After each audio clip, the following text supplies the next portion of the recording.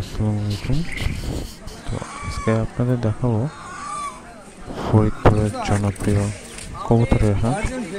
মূলত এটা কবুতরের হাট নামে পরিচিত, কিন্তু এখানে অন্যান্য পশু পাখি পাখি বিশেষ করে পাখি জাতীয় যেসব প্রাণী আছে সেগুলোর কেনা বেচা হয়। কবুতর, মুরগি, বিভিন্ন শৌখিন মুরগি, হাঁস, বিভিন্ন রকম পাখি, গৃহপালিত বিভিন্ন রকম শখের যে প্রাণী যেমন খরগোশ বা অন্যান্য প্রাণী, এগুলো বিক্রি হয়।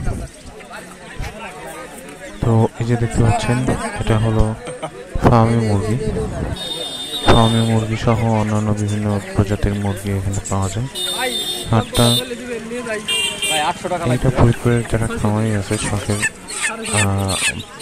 পাখি প্রেমী আছে বা কবুতর প্রেমী বা অন্যান্য যারা শৌখিন খামারি আছে বা পশুপ্রেমী আছে, তাদের জন্য একটা সুন্দর মিলন মেলা বলতে পারেন। এই হাটটা প্রতি সপ্তাহে 2 দিন বসে, সোমবার এবং বৃহস্পতিবার। অনেকেই চিনেন না, এটা ফরিদপুর সদরে অবস্থিত। ফরিদপুর যে রেলওয়ে স্টেশন আছে, রেলওয়ে স্টেশনের যে মসজিদের ঠিক সামনেই হাটটা বসে। হাটটা সকাল থেকে দুপুর পর্যন্ত 9টা-10টা থেকে শুরু হয়ে দুপুর 12টা-1টা পর্যন্ত হাটটা স্থায়ী হয়।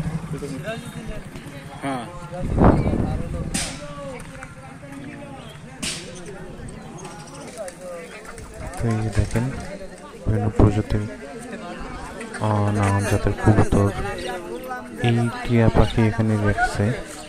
এটা যদিও বন্য পাখি, আমি জানি না এই পাখিটা এভাবে খাঁচায় আটকে রাখা বৈধ কিনা, হয়তো আমার জিজ্ঞাসা করা উচিত ছিল।